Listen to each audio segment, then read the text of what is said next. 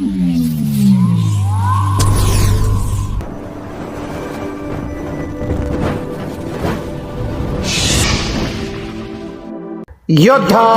News Marathi. शासकीय आदिवासी मुलींच्या वसतिगृहातील प्रश्न सुटण्याच्या मार्गावर योद्धा न्यूज मराठीचा ग्राउंड रिपोर्ट यशस्वी।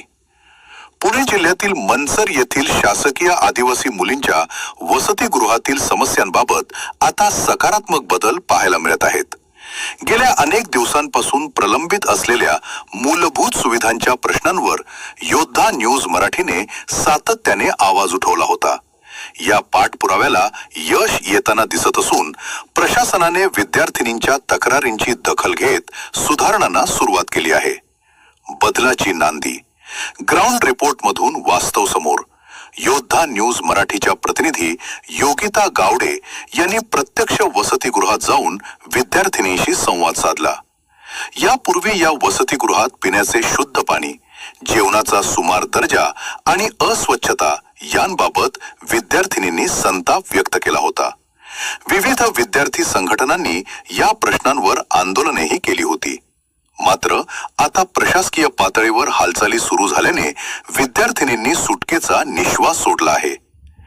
विद्यार्थिनी आणि प्रशासकीय अधिकाऱ्यांच्या प्रतिक्रिया। या संदर्भात बोलताना वसतिगृहातील विद्यार्थिनींनी सुधारणांबाबत समाधान व्यक्त केले।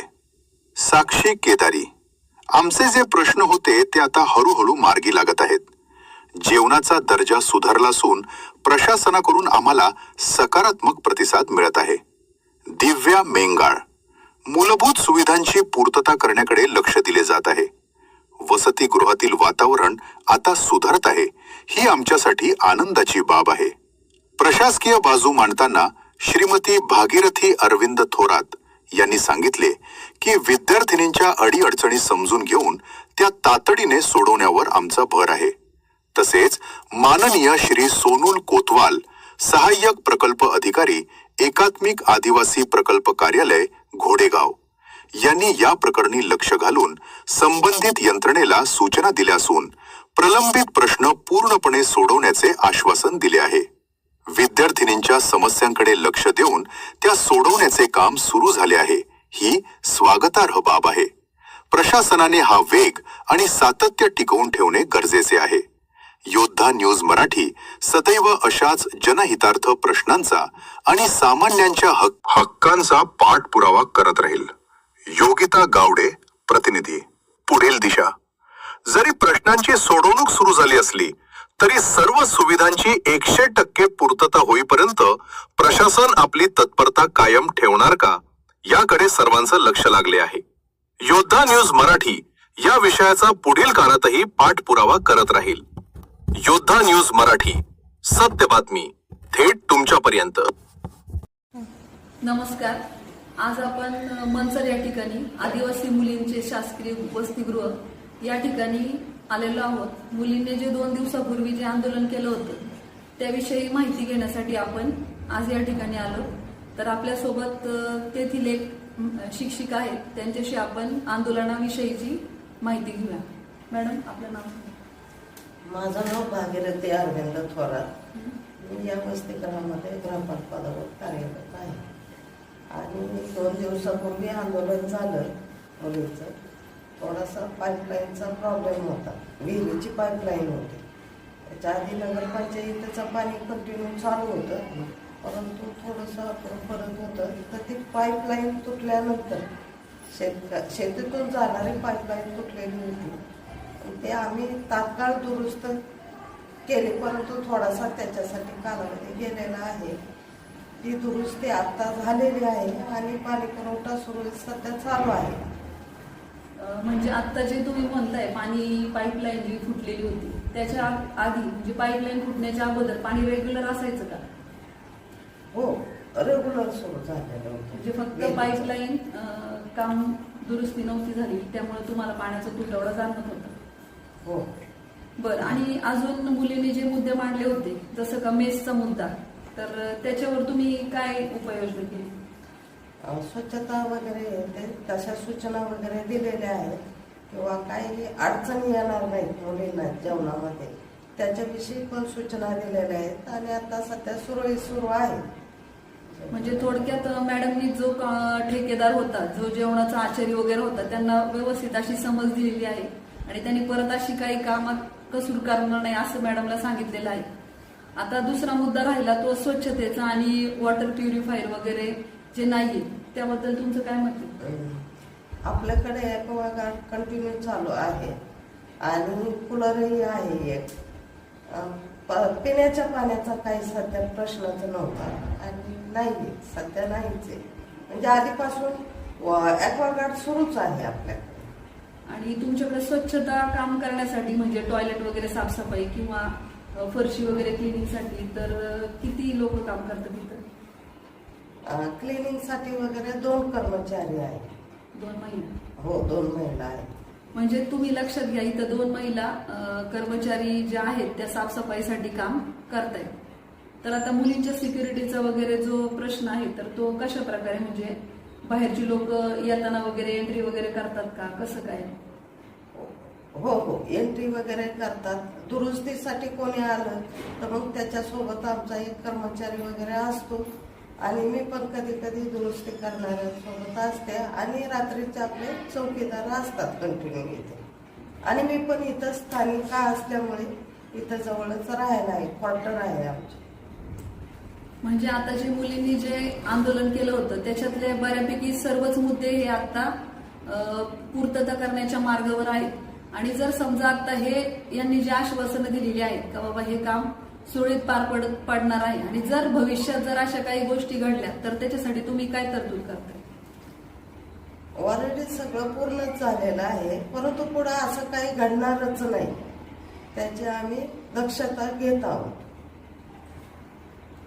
आंदोलन होणारच नाही असं पुढे काय. आता तुम्ही पाहताय मॅडमने आपल्याला पूर्णपणे 100% खात्री दिलेली आहे का परत मुलींना असा कोणत्याच प्रकारचा त्रास होणार नाही आणि मुलींना आंदोलन करण्याची वेळही येणार नाही याची पूर्ण ग्वाही मॅडमने आपल्याला इथं दिलेली आहे.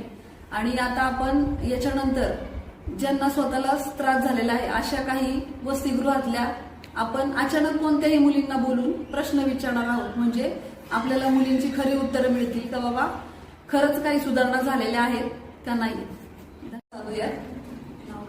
मी दिव्या नामदेव मेंगाळ. मी या वसतिगृहात 11वीपासून या वसतिगृहात आहे आणि आता सेकंड इयर मध्ये शिकत आहे.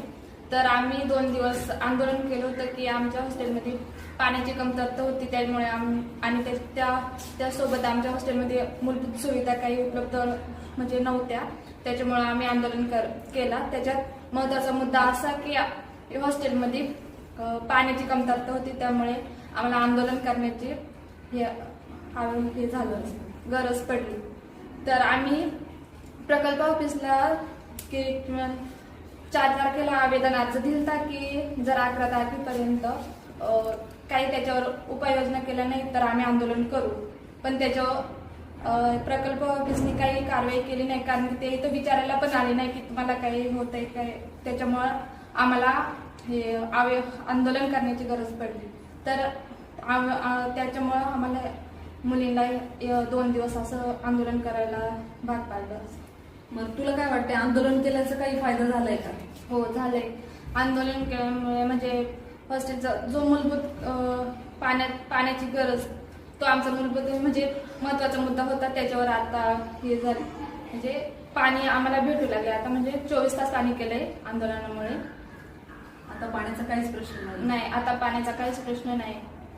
आणि आता मॅडमने सांगितले की जे काही छोटे छोटे होत्या गरजा त्या पण ते पूर्ण करणार आहेत. काय नाही त्याचे ते मीटर दुरुस्ती वगैरे ते सगळं फॅन वगैरे ते सगळे मॅडमने तसं आम्हाला आश्वासन दिले की ते पूर्ण करतात आणि ते करतात पण त्यांनी चालू पण केले तसं ते दुरुस्त वगैरे करायला. ठीक आहे. म्हणजे आता काही अशा मूलभूत अडचणी राहिलेल्या नाही. नाही म्हणजे आता नाही तशा. आणि मॅडमने सांगितले की जर आढळले असते त्यांनी तसं आश्वासन दिले की ते पूर्ण करणे म्हणजे दुरुस्त वगैरे करतील असं. दुसरी एक विद्यार्थिनी आहे आपण तिचंही मत जाणून घेऊया. नाव सांग मला. माझं नाव साक्षी सुरेश केतय. किती मी FIBA ला. किती वर्ष झाली? मी 11वी पासून इथंच आहे. आता फर्स्ट इयरला न्यू ऍडमिशन घेतली. आता जे तुम्ही आंदोलन केलं तर ते पाण्यासाठी केलं. काही दिवस तुमच्याकडे पाण्याचा तुटवडा होता. तर याच्या आधी तू 11वी पासून आहे म्हणजे 3-4 वर्ष आहे. तर याच्या आधी कधी असा प्रॉब्लेम आला होता पाण्याचा? हो, तसं पाण्याचा प्रॉब्लेम आहेच. म्हणजे पोरी जास्त आहेत आणि त्यामुळे पाणी पुरत नाही. मुलींना पाणी थोडं जास्त लागतं ना, त्यामुळे पाण्याचा प्रॉब्लेम येत होता. म्हणून आता काय परिस्थिती आहे पाण्याची? आता पाणी अवेलेबल आहे 24 तास. आता पाणी अवेलेबल आणि पाणी आल्यामुळे स्वच्छता पण होतीये का? वेळोवेळी स्वच्छता होती आता. हे वसतिगृहातल्या मावशी स्वच्छ काम करतात? हो, करतात. हां, जेवणाचा पण प्रॉब्लेम होता, तो बी आता मॅडमने बोलले ते, त्यामुळे आता जेवण पण व्यवस्थित येतं. तर अशा प्रकारे आपण 1-2 मुलींची मुलाखत घेतली आणि त्याच्यातून आपल्याला असं जाणवतंय का मुली ह्या खुश आहेत, त्यांचा पाण्याचा प्रॉब्लेम सॉल्व्ह झालाय. 24 तास पाणी असल्यामुळे मुलींना आता कोणत्याच प्रकारची तक्रार करण्यासाठी जागा उरलेली नाहीये. आणि जसं मॅडमनी सांगितलं, किरकोळ काही गोष्टी होत्या, फॅन दुरुस्ती, अजून काही इतर गोष्टी असतील तर मॅडमनी त्या काम ऑलरेडी चालू केलेलं आहे. इथं मी आल्यावर पण पाहिलेलं आहे की इलेक्ट्रिशियन वगैरे येऊन काम चालू झालेलं आहे. त्याच्यामुळे आता मुलींना कोणत्याच प्रकारची तक्रार करण्यासाठी जागा राहिलेली नाहीये. आणि भविष्यात जर काही अशा प्रकारे घटना घडल्या तर मॅडमनी पूर्ण जबाबदारी घेतली का अशी घटना घडणारच नाही याची 100% शाश्वती दिली आहे. धन्यवाद.